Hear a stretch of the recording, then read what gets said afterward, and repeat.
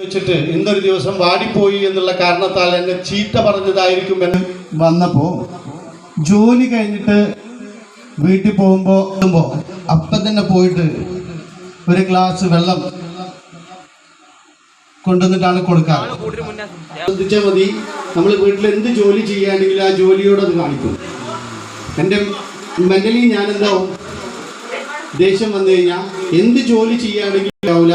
പ്രത്യേകിച്ച് സ്ത്രീകളൊക്കെ ആവുമ്പോൾ വീട്ടിൻ്റെ ഉള്ളിൽ ഗ്ലാസ് അങ്ങോട്ട് വെച്ച് പാത്രം കഴുകുമ്പോൾ തുടങ്ങല്ല. അത് സാധാരണ അമ്മ പഠിപ്പിച്ചു കൊടുക്കാറുണ്ട്. എന്നാൽ അന്ന് വന്ന് പറഞ്ഞപ്പോൾ ആ കുട്ടിയെ പുസ്തകം തട്ടിത്തെറിപ്പിച്ചു. ആ കുട്ടിക്ക് ദേഷ്യം വന്നു. ആ കുട്ടിയും ആ ഒരു ദേഷ്യത്തോട് കൂടിയിട്ട് പോകുമ്പോഴാണ് കുട്ടീൻ്റെ കാലിൻ്റെ ഇടയിൽ കൂടി ഒരു പൂച്ച കടന്നു വരുന്നത്. തട്ടിയപ്പോൾ ആ പൂച്ച നേരെ പോയിട്ട് മതിലിന് പോയിട്ട്, അതായത് വീടിൻ്റെ ചുമരിന് പോയി തട്ടിയപ്പോൾ അതിൻ്റെ ആ കുട്ടിയാണോ അല്ലെങ്കിൽ ആരാ കൊന്നത്? ആ റോസാപ്പൂവാണോ? ആ മാനേജറാണോ?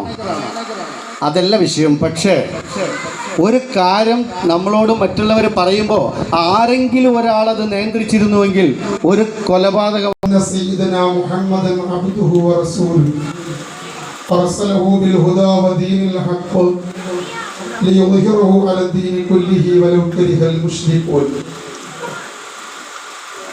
اللهم صل وسلم وبارك على رسولك سيدنا محمد وعلى آله وأصحاب سيدنا ومولانا محمد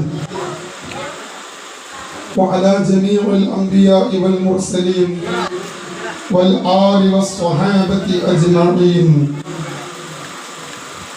فأعوذ بالله من الشيطان الرجيم. بسم الله الرحمن الرحيم. ورفعنا لك ذكرك. صدق الله مولانا العلي العظيم. صدق وبلغ رسوله النبي الكريم. نحن على ذلك من الشاهدين الشاكرين. الحمد لله رب العالمين. لا يؤمن أحد يا كنز الورى جد لي بجودك وارضني برضاك. أنا طامع بالجود منك ولم يكن لهذا الفقير في الأنام سواك. يا رب صل على من هل صل وسلم دائما أبدا على حبيبك خير الخلق كلهم. ഏറ്റവും സ്നേഹാദരവുകൾ നിറഞ്ഞ സഹോദര സഹോദരികൾ, വിദ്യാർത്ഥിനികൾ, എൻ്റെ പ്രിയങ്കരായ യുവ സുഹൃത്തുക്കൾ, അല്ലാഹു സുബ്ഹാനഹു വ തആല മഹത്തായ അനുഗ്രഹം നൽകി അഷ്റഫുൽ ഖൽഖ് ത്വാഹ സയ്യിദുനാ വ ഹബീബുനാ സയ്യിദുൽ വജൂദി സബബുൽ വജൂദി മുഹമ്മദുർ റസൂലുള്ളാഹി സ്വല്ലല്ലാഹു അലൈഹി വസല്ലമ തങ്ങളുടെ 1499 ജന്മദിനത്തിനോടനുബന്ധിച്ച് 8 വർഷത്തോളമായി നമ്മുടെ മാനോക്കയുടെ വീടിൻ്റെ സമീപത്ത് ഇതുപോലെ ഒരു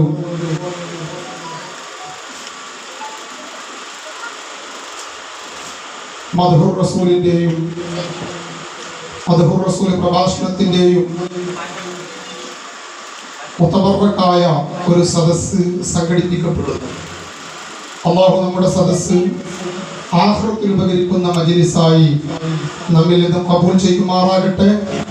ഇതിനുവേണ്ടി ആരൊക്കെ പ്രവർത്തിച്ചോ, സഹായ സഹകരണങ്ങൾ നൽകിയോ, ഇതുമായിട്ടുള്ള ഗുണകാംക്ഷികൾ, ശാരീരികവും മാനസികമായും പ്രവർത്തിച്ചവർ എല്ലാവർക്കും അല്ലാഹു മുത്തുനബി സല്ലല്ലാഹു അലൈഹി വസല്ലമ തങ്ങളോടുകൂടെ നാളെ ജന്നാത്തുൽ നഈമിൽ ഒരുമിച്ച് കൂടാൻ ഭാഗ്യം നൽകുമാറാകട്ടെ. നമ്മുടെ പരിപാടിയുമായിട്ട് ഇത് സംഘടിപ്പിച്ചവരുമായി ബന്ധപ്പെട്ടവരിൽ നിന്ന് പലരും മരണപ്പെട്ടു പോയി. നേരത്തെ സ്വാഗത ഭാഷണത്തിൽ പറഞ്ഞു, നമ്മുടെ മാനുക്കയുടെ ഒക്കെ ഉപ്പ അവർ മരണപ്പെട്ടിട്ട് 27 വർഷമായി. ഞാൻ നേരത്തെ മൗലിദിന്റെ സദസ്സിൽ അത് അനുസ്മരിച്ചിരുന്നു. ഈ വിനീതനായ ഞാൻ ചിലവിൽ പള്ളിയിൽ ദറസിൽ വന്നത് 13-ാമത്തെ വയസ്സിലാണ്. എനിക്ക് 14 വയസ്സുള്ളപ്പോഴാണ് എൻ്റെ ഓർമ്മ ശരിയെങ്കിൽ ഇവിടുത്തെ ഉപ്പ മരണപ്പെട്ടു പോയത്. ഉസ്താദുമാരോട് പണ്ഡിതന്മാരോടൊക്കെ വലിയ സ്നേഹവും വലിയ ആദരവും വലിയ ബഹുമാനവുമുള്ള ഒരു വ്യക്തിയായിരുന്നു. അല്ലാഹു സുബ്ഹാനഹു വ തആല ജന്നാത്തുൻ നഈമിൽ ഹബീബായ മുഹമ്മദ് റസൂലുള്ളാഹി സ്വല്ലല്ലാഹു അലൈഹി വസല്ലമ തങ്ങളുടെ ജിവാറിൽ ഒരുമിച്ച് കൂട്ടി അനുഗ്രഹിക്കുമാറാകട്ടെ. അതുപോലെ നമ്മുടെ ഈ വീട്ടിലുള്ള തന്റെ ഭാര്യ സുബൈദ താത്തയുടെ ഉമ്മയും ഉപ്പയും വിട്ടുപിരിഞ്ഞ് അവരുടെ ആണ്ടിന്റെ മാസവും കൂടിയാണ്. അള്ളാഹുയുടെ ഖബർ സ്വർഗമാക്കി കൊടുക്കുമാറാകട്ടെ. അതുപോലെ നമ്മുടെ ഈ പരിപാടിയിൽ പങ്കെടുക്കുന്ന, ഇതിനോട് സഹകരിക്കുന്നവരിൽ, ഇവിടെ ബന്ധമുള്ളവരിൽ ആരെല്ലാം വിട്ടുപിരിഞ്ഞിട്ടുണ്ടോ അവരൊക്കെ ഖബറുകൾ അള്ളാഹു സ്വർഗമാക്കി കൊടുക്കുമാറാകട്ടെ. അവർക്ക് ഖബറിൽ വലിയ ഈനാസ് ലഭിക്കുന്ന, സന്തോഷം ലഭിക്കുന്ന ഒരു പരിപാടിയായി നമ്മുടെ ഈ സദസ്സ് അള്ളാഹു കബൂൽ ചെയ്യുമാറാകട്ടെ. നാം ഇവിടെ ഒരുമിച്ച് കൂടിയത് ഹബീബ് മുഹമ്മദ് റസൂലുള്ളാഹി സ്വല്ലല്ലാഹു അലൈഹി വസല്ലമ തങ്ങളെ സ്നേഹിച്ചുകൊണ്ടാണ്. മുത്തുനബി സ്വല്ലല്ലാഹു അലൈഹി വസല്ലമ തങ്ങൾ തുല്യതയില്ലാത്ത നേതാവാണ്. മുനസ്സഹുൻ അൻ ശരീകിൻ ഫീ മഹാസിനിഹി ഫജൗഹറുൽ ഹുസ്നി ഫീഹി ഗൈറു മുൻഖസിമി ദഅ്മദഅതു النصارى في نبيهم واحكم بما شئت مدحا فيه واحتكم. ഹബീബായ മുഹമ്മദ് റസൂലുള്ളാഹി സ്വല്ലല്ലാഹു അലൈഹി വസല്ലമ തങ്ങൾ തുല്യതയില്ലാത്ത നേതാവാണ്. എത്ര തന്നെ സ്നേഹിച്ചാലും അത് അധികമാവുകയില്ല. കാരണം നമുക്ക് ഏറ്റവും സ്നേഹിക്കാൻ പറ്റിയ വ്യക്തി സയ്യിദുൽ വജൂദി മുഹമ്മദ് റസൂലുള്ളാഹി സ്വല്ലല്ലാഹു അലൈഹി വസല്ലമ തങ്ങളാണ്. അതുകൊണ്ടല്ലേ റബീഉൽ അവ്വൽ ആഗതമായത് മുതൽ ഇന്ന് മാത്രമല്ല, അതിന്റെ മുമ്പ് തന്നെ നമ്മുടെ മനസ്സിൽ വല്ലാത്തൊരു സന്തോഷമാണ്. റബീഉൽ അവ്വൽ മാസം വന്നാൽ ഹബീബ് മുഹമ്മദ് റസൂലുള്ളാഹി സ്വല്ലല്ലാഹു അലൈഹി വസല്ലം തങ്ങൾ ജനിച്ച മാസമാണ്. അതൊരു വല്ലാത്ത മാസമാണ്. മറ്റുള്ള മാസങ്ങളെ പോലെ അല്ല, മറിച്ച് നാം ഏറ്റവും സ്നേഹിക്കുന്ന വ്യക്തി ഹബീബ് മുഹമ്മദ് റസൂലുള്ളാഹി സ്വല്ലല്ലാഹു അലൈഹി വസല്ലം തങ്ങളാണ്. അതിന് കൂടുതൽ ഹദീസ് ഓതിയിട്ട് സ്ഥിരപ്പെടുത്തേണ്ട, ഖുർആൻ ഓതിയിട്ട് തെളിവുകൾ പറയേണ്ടതില്ല. ഏതൊരു മനുഷ്യന്റെ ബുദ്ധി കൊണ്ടും ചിന്തിച്ചാൽ അറിയാം. ഇപ്പൊ അല്പസമയം മുമ്പ് നിങ്ങൾ ഇശാ ബാങ്ക് കേട്ടു. അത് ഇട്ടിലാക്കലിൽ മാത്രം അല്ല, മറിച്ച് വൈലത്തൂരിൽ മാത്രമല്ല, തിരൂർ മാത്രമല്ല, മലപ്പുറം ജില്ലയിൽ മാത്രമല്ല, കേരളത്തിൽ മാത്രമല്ല, ഇന്ത്യയിൽ മാത്രമല്ല, മറിച്ച് അതേ മറ്റ് രാഷ്ട്രങ്ങളിലുണ്ട്, വിദേശ രാജ്യങ്ങളിലുണ്ട്. എന്തിനധികം മുസ്ലിമീങ്ങൾ എവിടെയെല്ലാം ജീവിക്കുന്നുണ്ടോ അവിടെയെല്ലാം സമയം തെറ്റാതെ ദിനേന 5 സമയങ്ങളിൽ 10 പ്രാവശ്യം വിളിച്ചു പറയപ്പെടുന്നൊരു പേരാണ് അഷ്ഹദു അന്ന മുഹമ്മദർ റസൂലുള്ളാഹ്. അഷ്ഹദു അന്ന മുഹമ്മദർ റസൂലുള്ളാഹ്.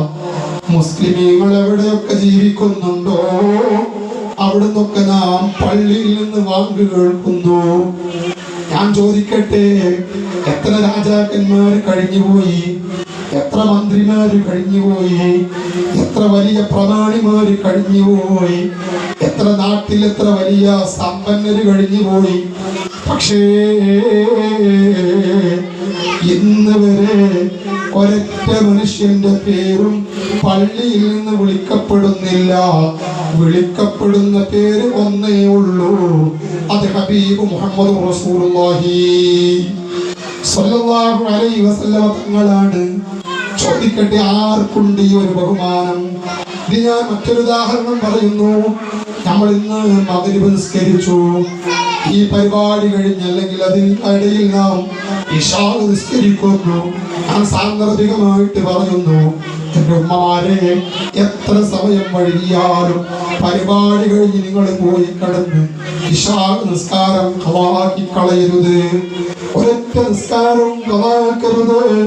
നിസ്കാരം ഖളാക്കുന്നവർ ഹബീബ് മുഹമ്മദ് റസൂലുള്ളാഹി സ്വല്ലല്ലാഹു അലൈഹി വസല്ലം തങ്ങളുമായി ബന്ധമില്ല. കാരണം എന്താണ്? നിസ്കാരത്തിൽ ഫാത്തിഹ ഓതുന്നു, സൂറത്ത് ഓതുന്നു, നിസ്കാരത്തിൽ അത്തഹിയ്യാത്ത് ഓതുന്നു, ചില ദിക്റുകൾ ചൊല്ലുന്നു. സ്വഹീഹ് അല്ല.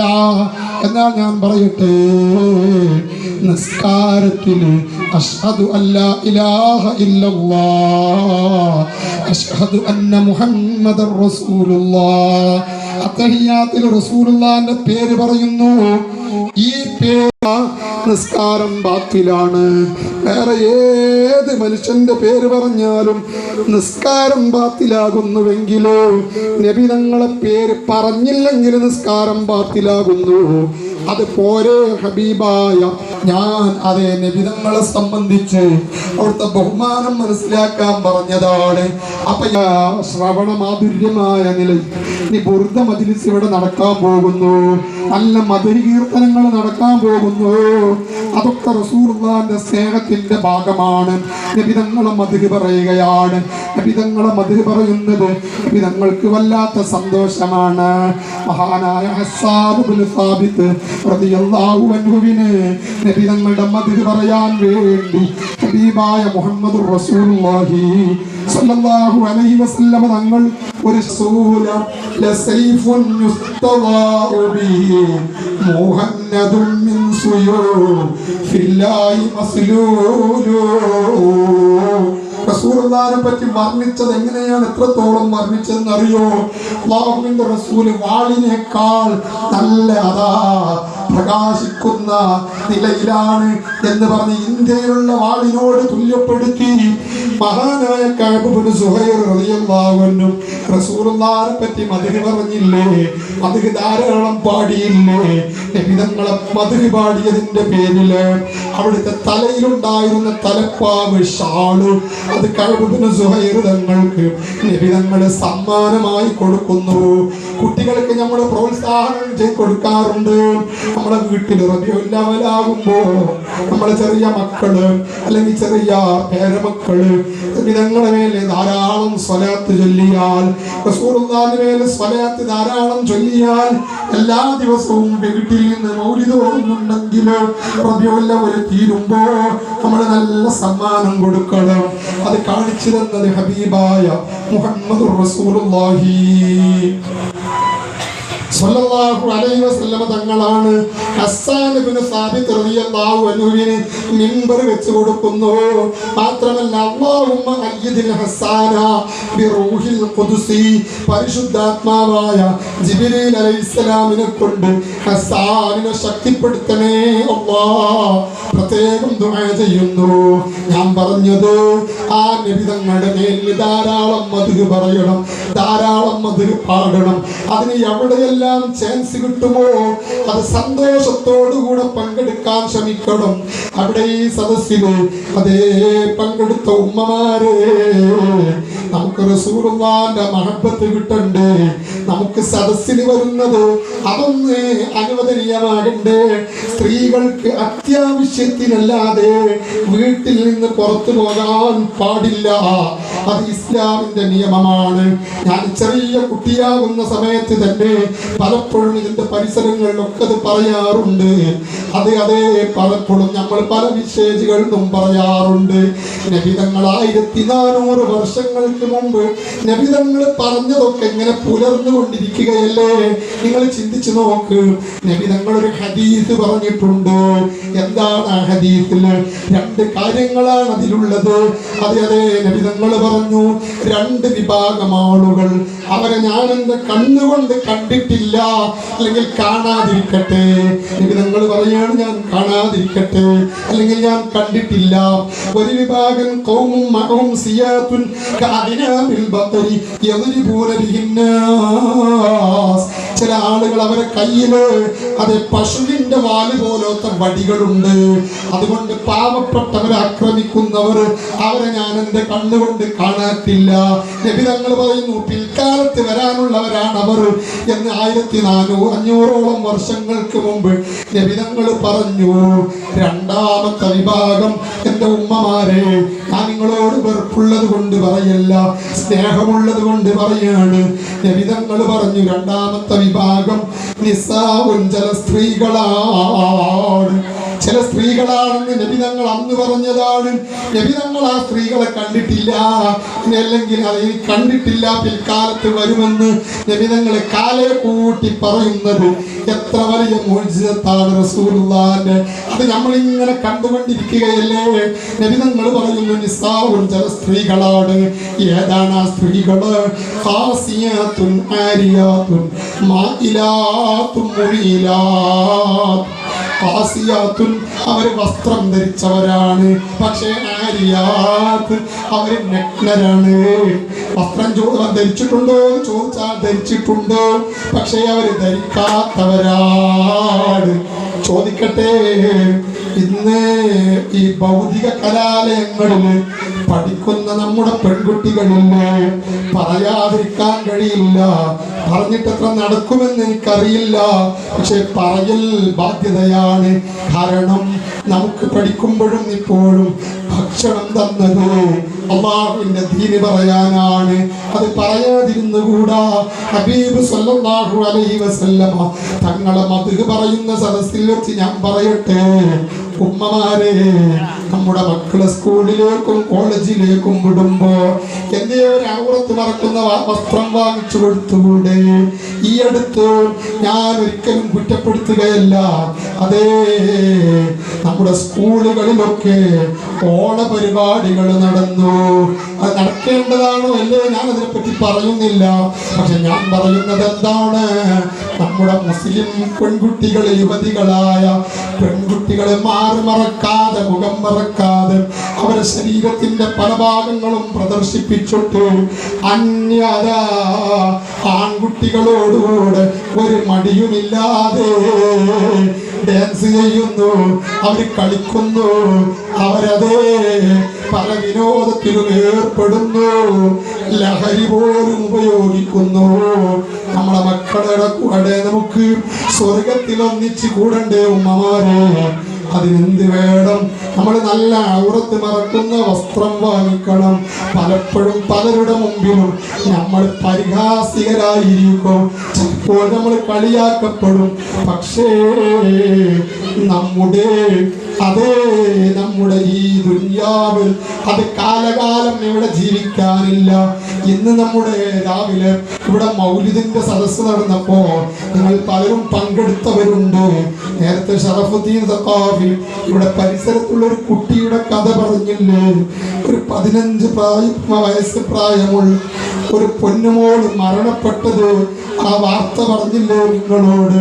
മദ്രസയില് അതേ റേഞ്ച് അടിസ്ഥാനത്തിൽ ഏറ്റവും ഫസ്റ്റ് വാങ്ങിച്ചിരുന്ന ഒരു വിദ്യാർത്ഥിനി അതേ ഈ കഴിഞ്ഞ റബീഉൽ അവ്വലിന്റെ പരിപാടികളിലും പങ്കെടുത്ത് ഹാർട്ടിന് കംപ്ലൈന്റ് ഉണ്ട്. അങ്ങനെ മെഡിക്കൽ കോളേജ് ഹോസ്പിറ്റൽ അഡ്മിറ്റ് ചെയ്തു.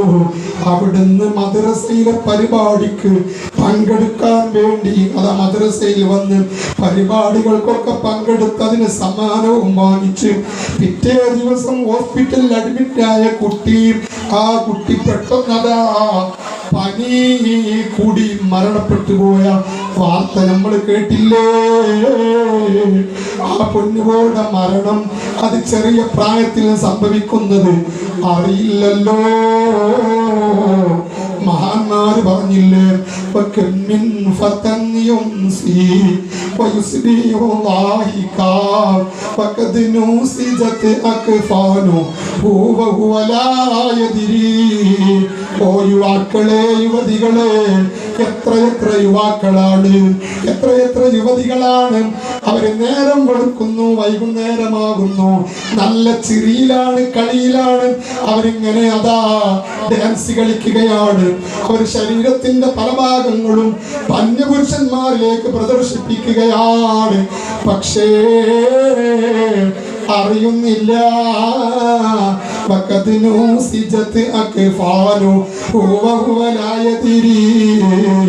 കഫംപുട അടുത്തുള്ള ടെക്സ്റ്റൈൽസ് വൈലത്തൂരിലെത്തിയിട്ടുണ്ട്. നമ്മൾ വിവരമറിയുന്നില്ല. മരണം എപ്പോഴും സംഭവിക്കാം. നേരത്തെ ഉസ്താദ് പറഞ്ഞില്ലേ, മഹാനായ ഇബ്നു നബാത്തത്തുൽ മിസ്രി റഹിമഹുല്ലാ തങ്ങൾ പറഞ്ഞില്ലേ, ചെറിയ കുട്ടികളെ വിളിച്ചിട്ട് മക്കളെ, നിങ്ങൾക്ക് മരണം സംഭവിക്കാം. നിങ്ങൾ ചെറിയ കുട്ടികളാണെന്ന് കരുതണ്ട.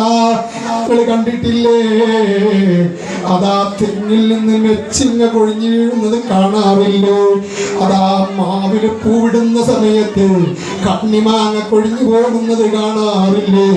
ഇതുപോലെ ചെറിയ പ്രായത്തിൽ മരണം സംഭവിക്കാം. അതെ, ചെറുപ്പക്കാരെ വിളിച്ചിട്ട് പറയുന്നു, യുവാക്കളെ വിളിച്ച് പറയുന്നു, മക്കളെ, നിങ്ങൾ നല്ല കളിയിലാണല്ലേ, തമാശയിലാണല്ലേ, മൊബൈൽ സോഷ്യൽ മീഡിയയിൽ പോയി നിങ്ങൾ പലപ്പോഴും അതേ അനാവശ്യ അശ്ലീലങ്ങൾ കാണുകയാണല്ലേ. രാത്രി പാതിരക്ക് ടെറഫിൽ പോയി കളിച്ച് അതാ പാതിരക്ക് സുബഹിയും കളാക്കി നിങ്ങൾ കിടന്നുറങ്ങുകയാണല്ലേ. വീട്ടിൽ പ്രായമുള്ള ഉപ്പ വല്ലിപ്പ കിടക്കുന്നുണ്ട്, വല്ലിമ്മയുണ്ട്, ഉമ്മയുണ്ട്. ചെറിയ കുട്ടിയെ താരാട്ട് പാട്ടി നിങ്ങളെ ഭാര്യ ഉറക്കിയിട്ട് ആ ഭാര്യ പാതിരക്കെ കിടന്നിട്ടുള്ളൂ. നിങ്ങൾ നേരം വെളുക്കുന്നതിന് അല്പം മുമ്പ് വാതിലിന് മുട്ടുമ്പോൾ ആ വല്ലിപ്പക്കത് പ്രയാസമായി. വല്യമ്മ ഉറക്കിൽ നിന്ന് ഞെട്ടി ഉണർന്നു. ചെറിയ കുട്ടി തൊട്ടിലിൽ നിന്ന് ഉണർന്നു പോയി. നിങ്ങളത് രാത്രി കളിക്കാൻ പോയതാണ്. പിന്നെ സുബഹി നിസ്കാരമില്ല. പക്ഷേ ചിന്തിക്കണേ, വാഴക്കക്ക് പുഴുകുത്തുന്നത് കാണാറില്ലേ? കൈപ്പക്കും അതുപോലെ തന്നെ പച്ചക്കറികൾക്കും അതേ പുഴുകുത്തുന്നത് കാണാറില്ലേ? അതേ തെങ്ങില് കരിക്കാവുന്ന സമയത്ത് കൊഴിഞ്ഞു വീഴുന്നത് കാണാറില്ലേ? എത്ര ആളുകളാണ് ആക്സിഡന്റിൽ മരണപ്പെടുന്നത്, പെട്ടെന്ന് മരണപ്പെടുന്നത്. അല്ലാഹുവേ, ഞങ്ങൾക്ക് ആഫിയത്തുള്ള ദീർഘായുസ് നൽകണേ അല്ലാഹ്. അതുപോലെ പ്രായമുള്ളവരെ വിളിച്ച് ഇബ്നു നബാത്തത്തുൽ മിസ്രി റഹിമഹുല്ലാ പറഞ്ഞു, പ്രായമുള്ളവരെ താടിയൊക്കെ നരച്ചില്ലേ? മരണത്തിലേക്കുള്ള സിഗ്നലല്ലേ? വാഹനം ഓടിക്കുമ്പോൾ എണ്ണ തീരാനായ ചുവപ്പ് ലൈറ്റ് കത്തിയാൽ, ചുവപ്പ് ലൈറ്റ് കത്തിയാൽ അതെ അത് സിഗ്നലല്ലേ? എണ്ണ തീരാനായി, പെട്രോൾ തീരാനായി ഉള്ള സിഗ്നലല്ലേ? പ്രായമായില്ലേ? താടിയൊക്കെ നരച്ചില്ലേ? മരിക്കണ്ടേ? അതേ, തെങ്ങിലുള്ള തേങ്ങ ഉണങ്ങിക്കഴിഞ്ഞാൽ അത് കൊഴിഞ്ഞു വീഴാറില്ലേ? നിങ്ങൾക്ക് മരണമുണ്ട് കേട്ടോ. ഇബ്നു നബാത്തത്തുൽ മിസ്രി റഹിമഹുല്ലാ ഓരോരുത്തരുടെയും ശ്രദ്ധ തട്ടി വിളിച്ചുകൊണ്ട് മരണത്തെ ഓർമ്മിപ്പിക്കുന്നു. അതുകൊണ്ട് മരണത്തെ എപ്പോഴും നമ്മുടെ ഓർമ്മയിൽ വേണം. നമ്മുടെ ജീവിതം നല്ല ബോധമുള്ള ജീവിതമാകണം. നമ്മെ അമ്മ പടച്ചത് കുറെ കളിക്കാനും ചിരിക്കാനും ഡാൻസ് കളിക്കാനും നമ്മുടെ ശരീരം പ്രദർശിപ്പിക്കാനുമല്ല. പറയട്ടെ എൻ്റെ ഉമ്മമാരെ, നമ്മുടെ ഔറത്ത് നമ്മുടെ സ്വന്തം ഭർത്താവിൻ്റെ മുമ്പിലല്ലാതെ പ്രദർശിപ്പിക്കാൻ പാടില്ല. എത്രത്തോളം ഫിഖ്ഹിന്റെ മസല അനുസരിച്ച് ഒരു പുരുഷനാണ് ആണെങ്കിൽ പോലും ഒരു ഉപ്പക്ക് മുട്ടുമുക്കളിന്റെ ഇടയിലുള്ള സ്ഥലം മകൻ്റേത് കാണൽ ഹറാമാണ്. മകൻ്റെതാണെങ്കിലും കാണൽ ഹറാമാണ്. ട്രൗസർ ഇട്ട് നടക്കുന്നവരില്ലേ, അതേ ഔറത്ത് കാണിച്ച് നടക്കുമ്പോൾ അത് കാണല് ഹറാമല്ലേ, കാണിക്കല് ഹറാമല്ലേ? അതുപോലെ പെൺകുട്ടികളെ ഔറത്തിലേക്ക് സ്വന്തം ഉപ്പക്കും നോക്കാൻ പാടില്ല. ഇസ്ലാമിന്റെ നിയമമാണ്. ആ നിയമങ്ങൾ മുഴുവനും കാറ്റിൽ പറത്തിയിട്ട് എന്ന് ഭർത്താവിന്റെ ജ്യേഷ്ഠന്റെ കൂടെ ബൈക്കിൽ സഞ്ചരിക്കുന്നതിന് മടിയില്ല. അവനെ തലേ തോളിൽ പിടിച്ച് അല്ലെങ്കിൽ കെട്ടിപ്പുളർന്നിരിക്കുന്നതിന് മടിയില്ല. സുബ്ഹാനല്ലാഹ്, എന്തൊരു കാലമാണ്! കാലത്തിനെ കുറ്റം പറയണ്ട. കാലത്ത് ജീവിക്കുന്ന മനുഷ്യൻ അതപ്പതിച്ചു പോകുകയാണ്. നബി തങ്ങൾ പറയുന്നു, നിസാഉൻ ഖാസിയാത്തുൻ ആരിയാത്തുൻ മാഇലാത്തുൻ മുമീലാത്തുൻ. അവർ വസ്ത്രം ധരിച്ചിട്ടുണ്ട്, ധരിക്കാത്തതിന് തുല്യമാണ്. അവർ കണ്ടാൽ അറുപ്പും വെറുപ്പും തോന്നുന്ന സ്ഥലങ്ങൾ നന്നായി മറച്ചു വെച്ചിട്ടുണ്ട്. അവര് ചെയ്യുന്നു. പിന്നെ നബി തങ്ങൾ പറയുന്നു,